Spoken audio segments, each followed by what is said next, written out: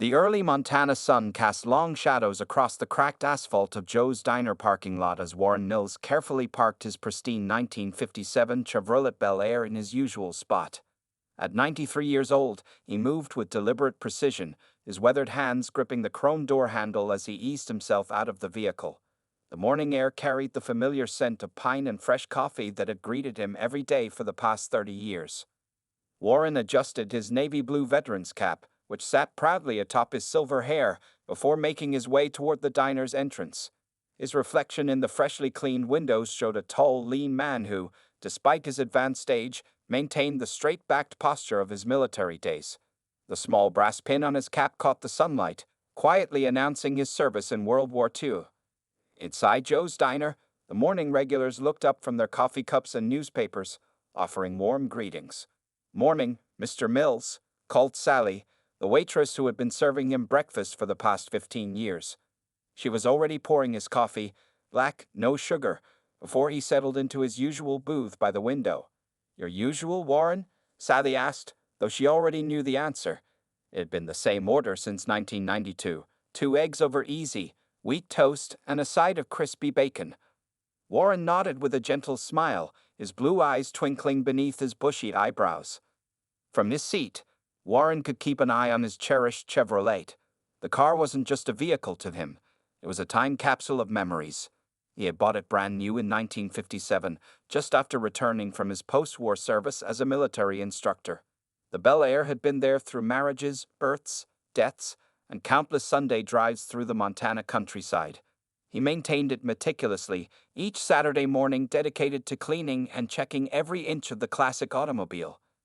As Warren sipped his coffee, his mind wandered to the old photographs he kept in his wallet. He pulled out one in particular, a faded black and white image of himself and his fellow servicemen standing beside a military jeep in 1944. He was just 19 then, a young man from Montana thrust into a world of chaos across the ocean. The diner's bell chimed as more morning customers arrived. Warren noticed Fred Thompson, the town's postmaster, and his wife Martha making their way to their regular table.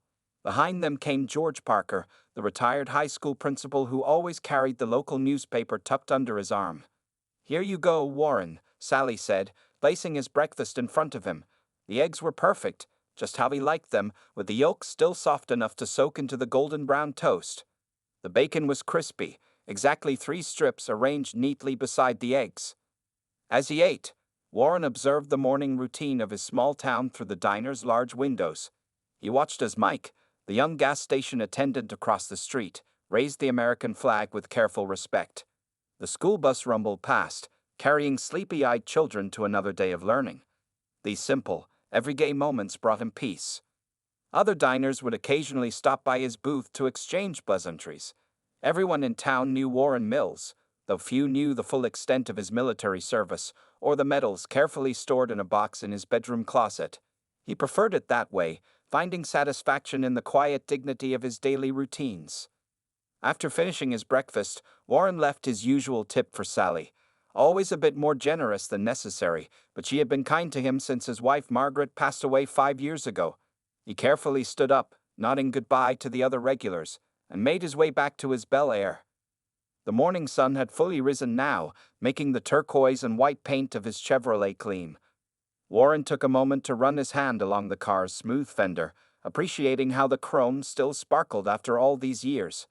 He had no way of knowing that this peaceful morning routine, maintained for so many years, was about to face an unexpected challenge.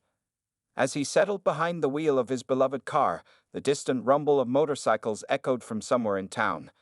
It was a sound that would soon become all too familiar in the quiet streets of his Montana hometown.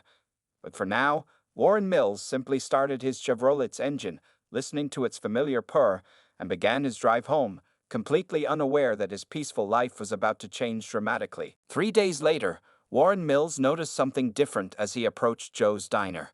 A line of gleaming motorcycles occupied the parking spaces where regular customers usually parked their cars. The machines were expensive-looking, painted in black and chrome, with leather saddlebags bearing a distinctive emblem, a snarling wolf with red eyes. Inside the diner, the atmosphere had changed. The usual morning chatter was replaced by loud laughter and the clink of heavy boots on the tile floor.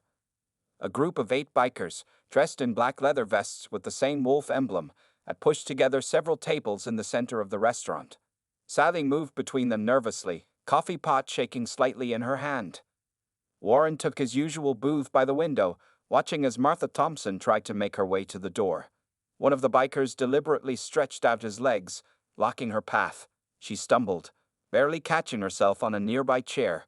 Her husband, Fred, stepped forward to help, but quickly backed away when several bikers stood up, their faces hard and threatening. Sally, one of the bikers, called out, his voice carrying an edge that made everyone wince. "More coffee, and make it quick." He was a large man with a shaved head and a thick beard, clearly the leader of the group. A tattoo of a cobra wrapped around his neck, its head disappearing beneath his collar.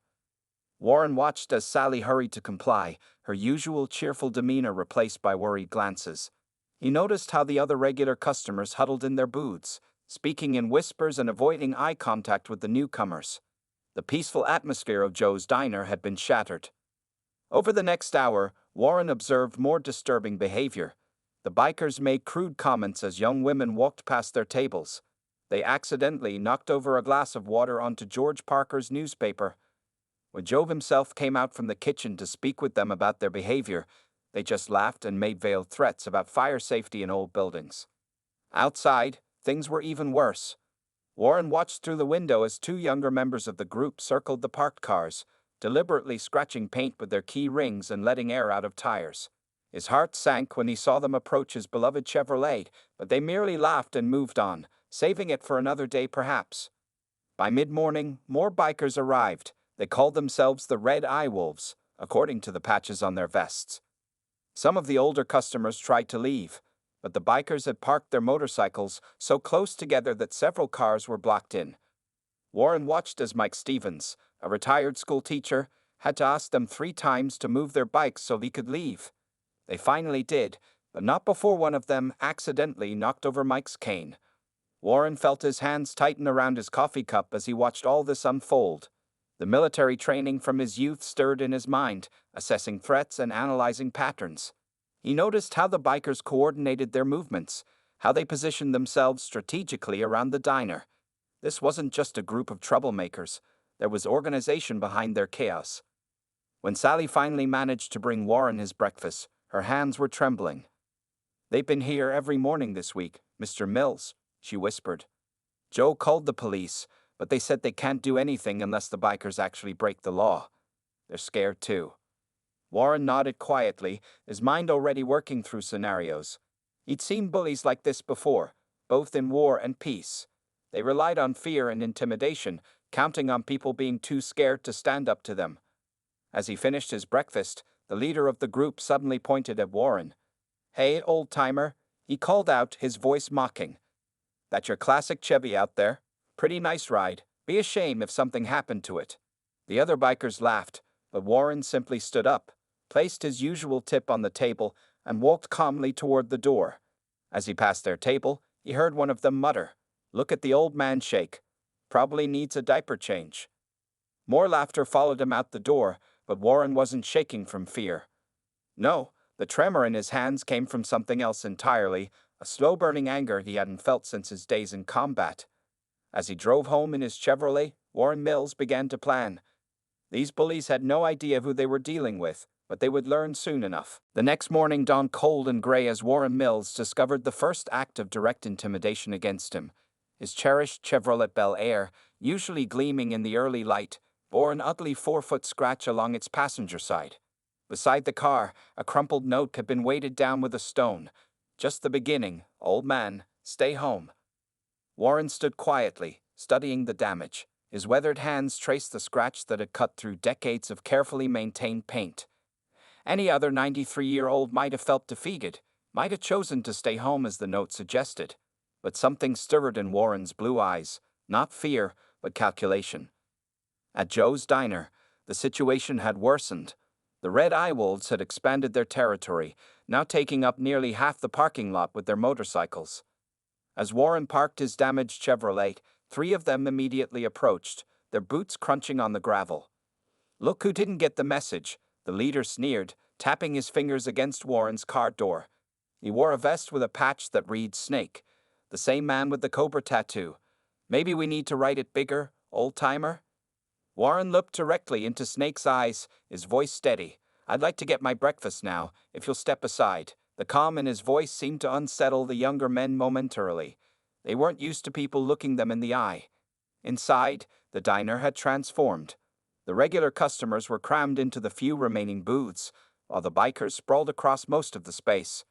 Sally hurried between tables, now wearing long sleeves despite the warm weather, perhaps to hide bruises from accidental bumps and grabs. As Warren made his way to his usual booth, a boot suddenly appeared in his path. He stumbled but caught himself on a nearby chair. Laughter erupted from the bikers' tables.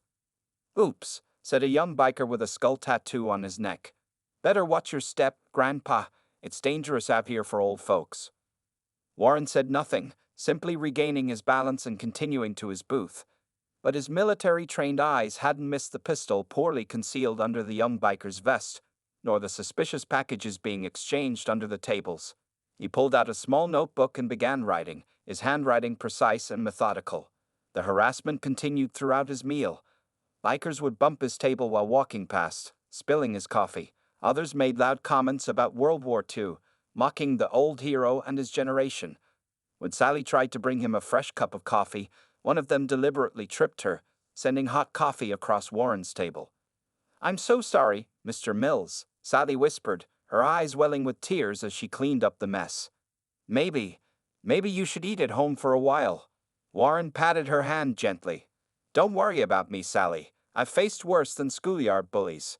His voice carried a quiet confidence that made her pause in her cleaning. When Warren finally left the diner, he found 2 more tires on his Chevrolet had been slashed.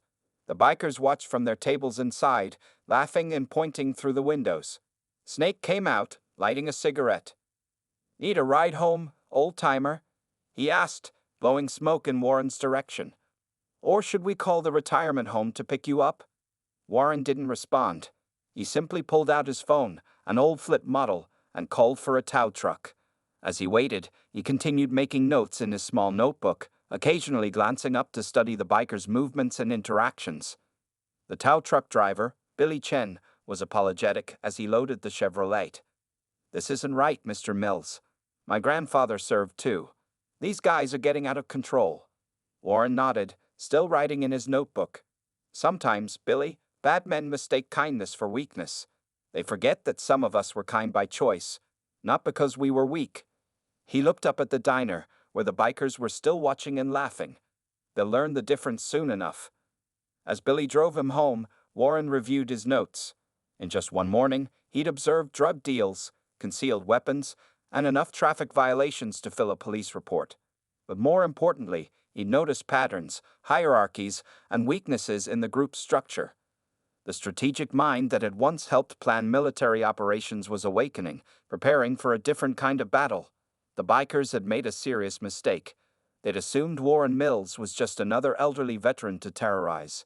They were about to discover just how wrong they were. The Saturday morning sun hadn't yet risen when Warren Mills heard the sound of motorcycles outside his small house.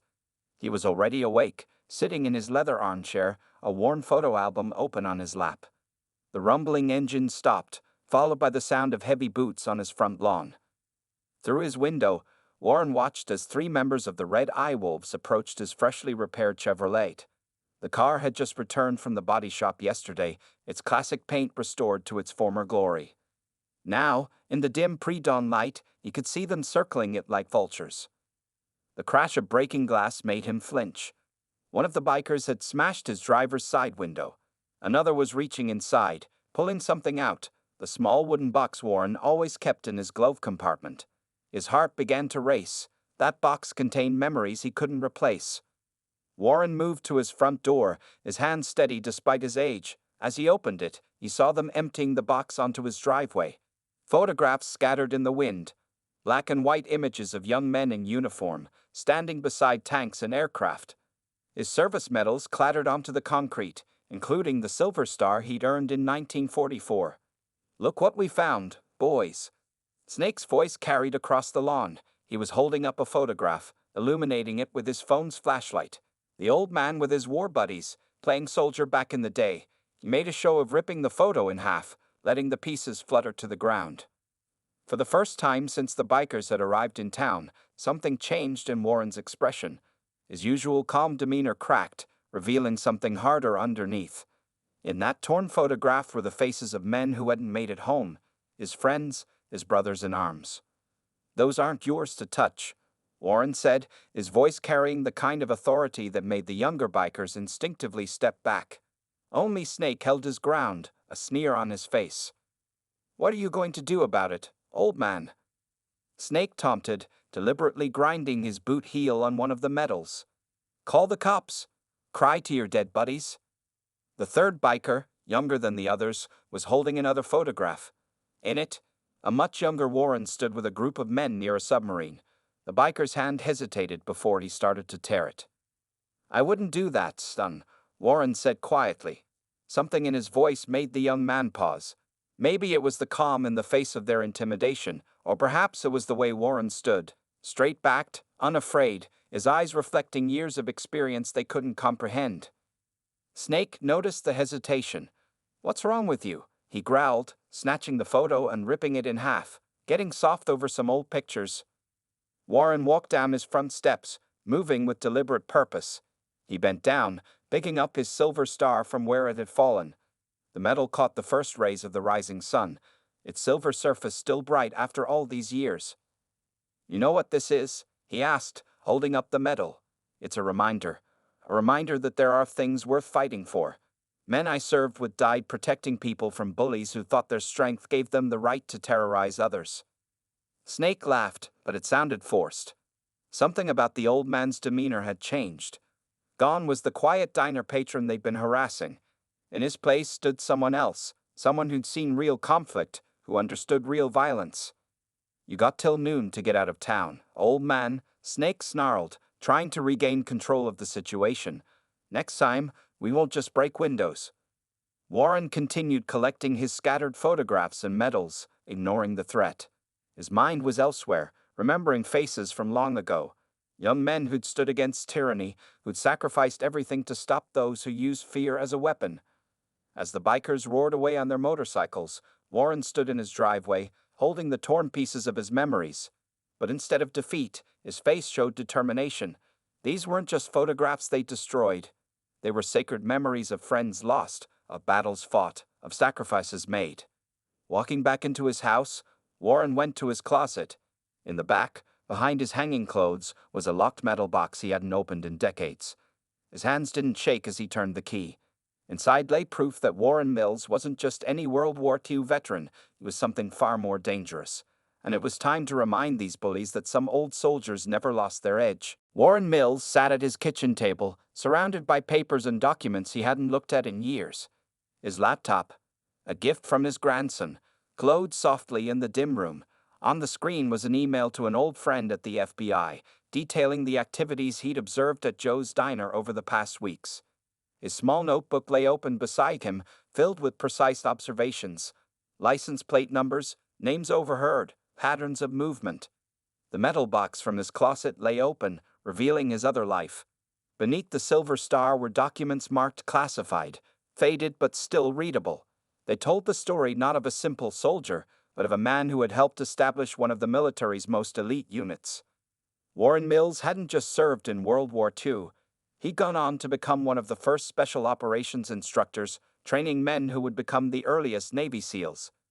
As he typed, Warren heard motorcycles passing by his house again.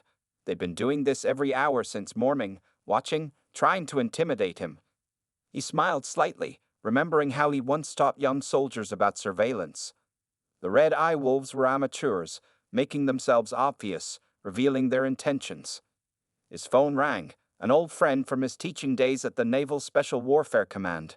"Got your message, Mills," the gruff voice said. "You're sure about these guys?" "4 drug deals in the diner parking lot yesterday," Warren replied, consulting his notebook. 2 weapons exchanges. They're using the breakfast crowd as cover, Charlie, and they're getting bolder. Local police won't help. Too scared, or maybe some are being paid off. I've seen the same patrol car drive by 6 times without stopping, even when there's obvious trouble. Warren heard his friend sigh. "You know you could just move, right?" Find a quieter town. You remember what we used to tell our trainees. Warren's voice carried a hint of steel. About standing up to police? Yeah. Evil triumphs when good men do nothing. Charlie chuckled. You always were a stubborn old bastard. All right, I've still got some contacts in the FBI's organized crime division. Give me 48 hours. After hanging up, Warren returned to his laptop. He'd spent the morning researching the red eye wolves, using skills he'd developed tracking enemy movements decades ago. Social media had made intelligence gathering surprisingly easy. He found photos of Snake and his crew in other towns, following the same pattern: intimidation, takeover, then using local businesses for their illegal operations. But they'd made mistakes here. Warren pulled out another document from his box, a tactical analysis template he'd developed for training special operations candidates. Methodically, he began filling it out, noting the gang's vulnerabilities. They were overconfident, sloppy in their surveillance. They assumed an elderly man would be an easy target. Most importantly, they revealed their entire operation to someone they thought was too old and scared to fight back. A knock at his door interrupted his work. Through the window, he saw Sally from the diner, looking nervous as she glanced up and down the street. "Mr. Mills," she said when he opened the door, her voice trembling. "I had to warn you. I overheard them planning something. They're going to burn down your garage tonight, with your Chevy inside." Warren nodded calmly. "Thank you, Sally, but I won't be here tonight, and neither will my car." He showed her to his garage, where his beloved Chevrolet was already gone. In its place was a different vehicle, an unmarked police car, borrowed from a friend. Hidden cameras had been installed, their lenses barely visible in the corners of the garage. Sometimes, Warren explained, seeing Sally's confused look, you have to let the enemy think they have the advantage. That's when they make their biggest mistakes. After Sally left, Warren returned to his kitchen command center. His laptop now showed feeds from the hidden cameras, while his notebook contained detailed schedules of the bikers' movements.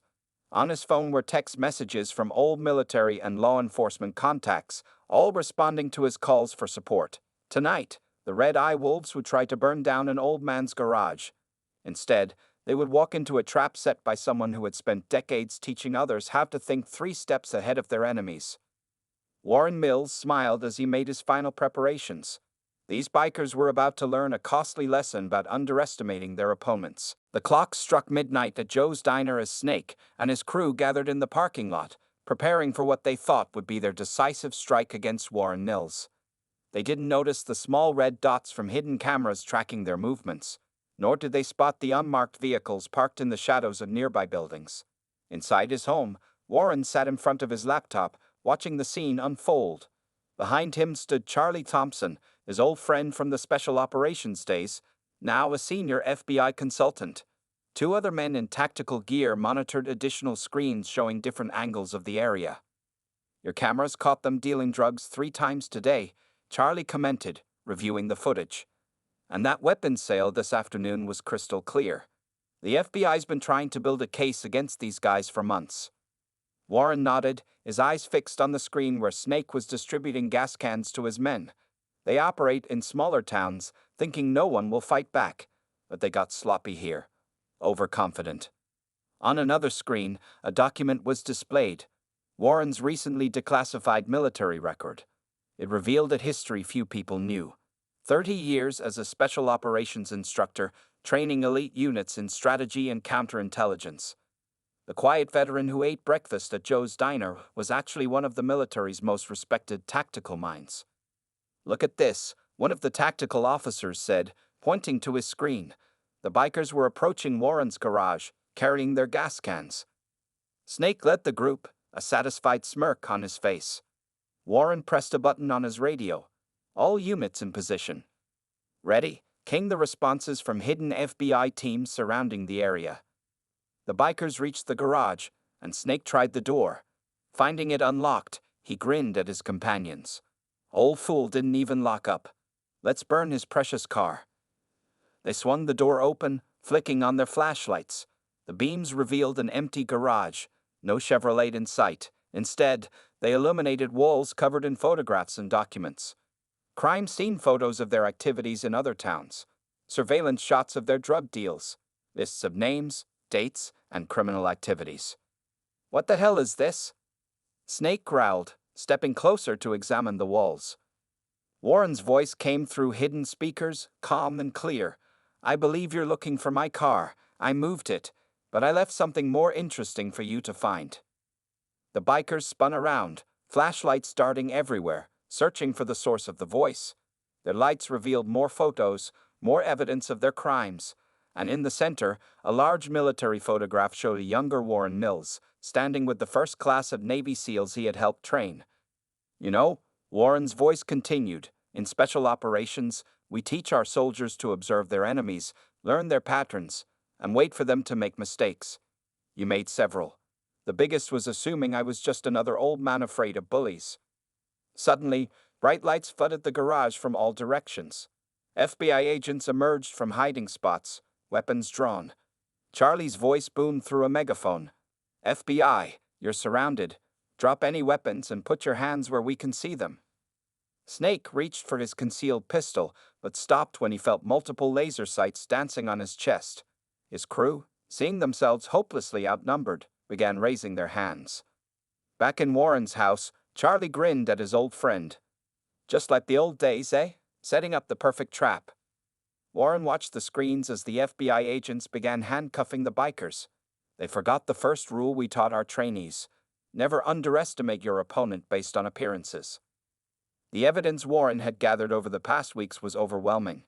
His military training in surveillance and intelligence gathering had produced a detailed record of the gang's criminal enterprise. The attempted arson of his garage, caught on multiple cameras, was just the final nail in their coffin. As Snake was led past one of the cameras, his face showed shock and disbelief. The old man they'd tormented, whose war photos they'd torn up, had turned out to be something entirely different from what they'd assumed. He wasn't just a veteran with memories of long-ago battles. He was a master strategist who'd never lost his edge. Warren switched off his laptop and stood up, his movements still carrying the precision of his military days. Tomorrow, he would drive his Chevrolet back to Joe's Diner for breakfast. But tonight, he had helped remind some young bullies that age and appearance can be deceiving, and that some old soldiers never really retire.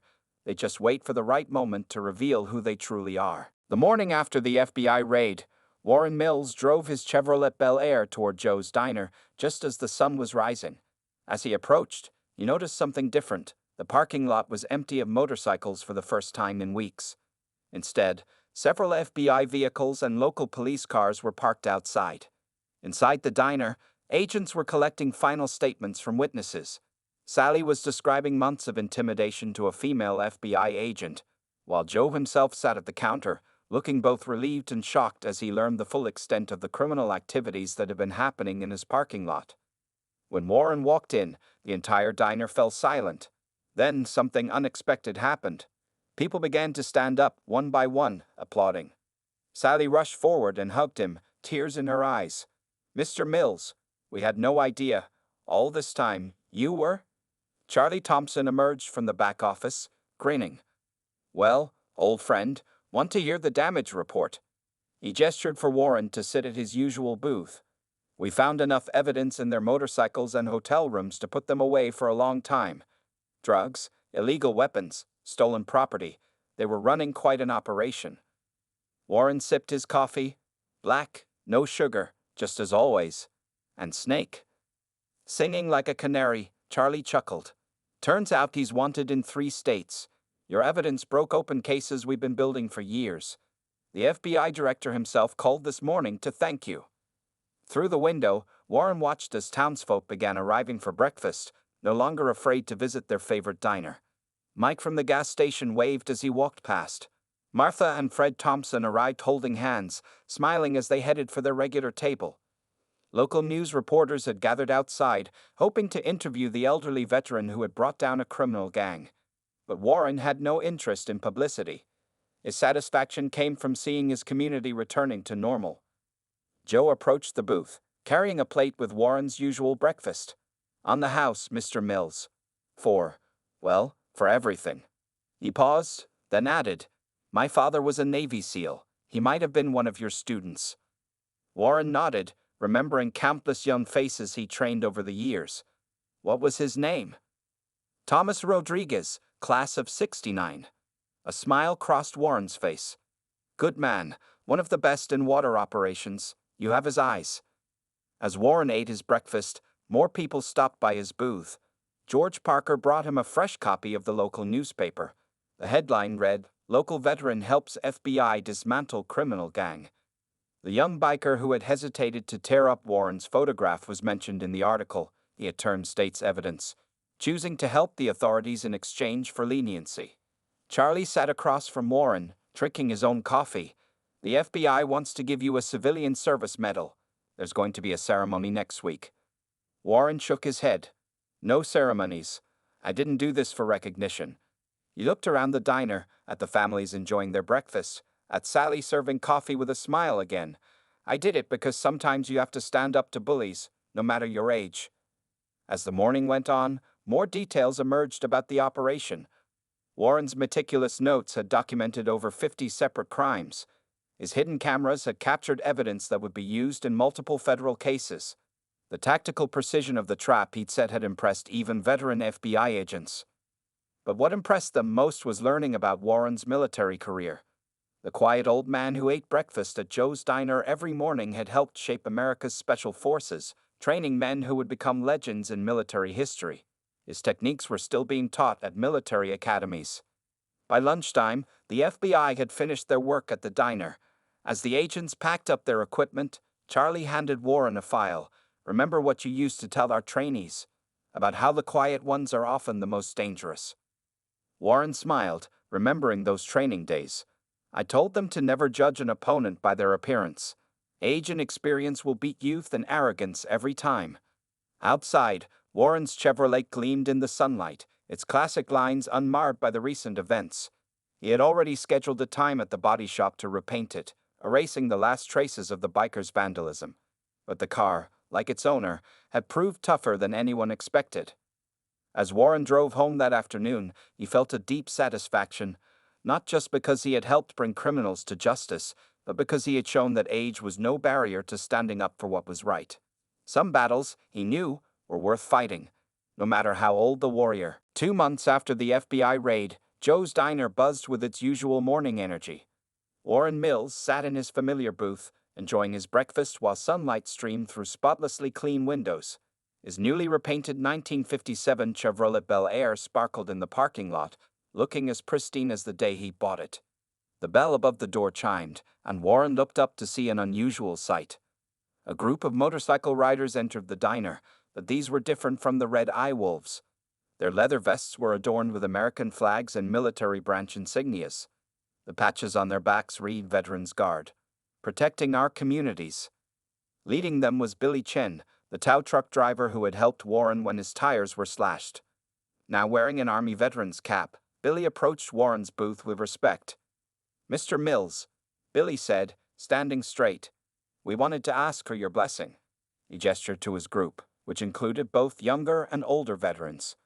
"After what happened, a bunch of us local vets got together. We formed a different kind of motorcycle club, one that looks out for elderly residents and veterans in the community." Warren studied the group. Among them, he recognized Mike from the gas station wearing a Marine Corps patch, and even Joe's son Tommy sporting his father's Navy insignia. Their faces showed determination and purpose, not intimidation and cruelty. "We're not vigilantes," Billy continued, "just neighbors watching out for neighbors. The police chief is even an honorary member." He pulled out a leather vest from behind his back. On it was a special patch. "Honorary Founder, Warren Mills, Special Operations Instructor." Sally appeared with coffee for everyone, beaming as she moved between tables. The diner had become busier than ever since the incident. People came not just for breakfast now, but to hear the story of how one elderly veteran had outsmarted a gang of criminals. Warren stood slowly, taking the vest in his hands. The morning sunlight caught his silver star pin, now proudly displayed on his collar where it belonged. "You understand that real strength isn't about intimidation?" he asked, looking each rider in the eye. "It's about protection, about standing up for those who can't stand up for themselves." "That's exactly what you taught us, sir," Billy replied. "Through your actions, not just words." The diner had fallen silent, everyone watching this moment. Warren slipped on the vest, and spontaneous applause broke out. Sally wiped tears from her eyes, while Joe emerged from the kitchen to witness the scene.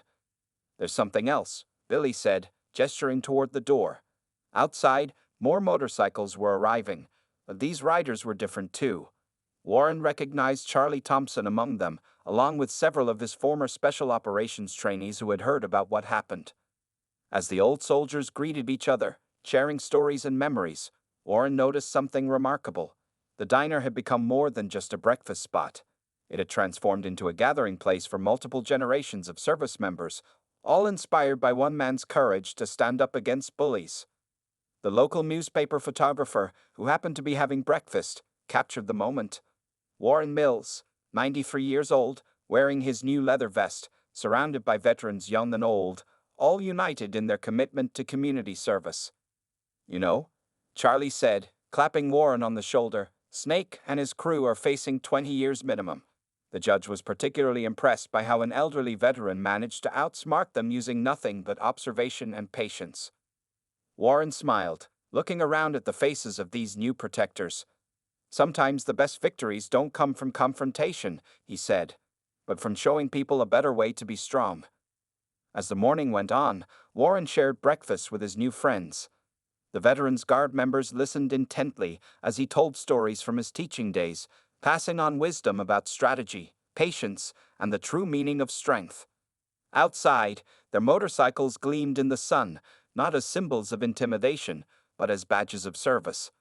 Warren's Chevrolet sat among them, a classic beauty that had weathered its own storms and emerged stronger. The transformation was complete. What the Red Eye Wolves had meant for evil had led to something good. A community united, a new generation of protectors rising up, and the proof that courage knows no age limit. Warren Mills finished his coffee, content in knowing that his stand against bullies had inspired others to stand up too. Sometimes, he realized, the greatest victories come not from defeating your enemies, but from showing others how to be heroes in their own right.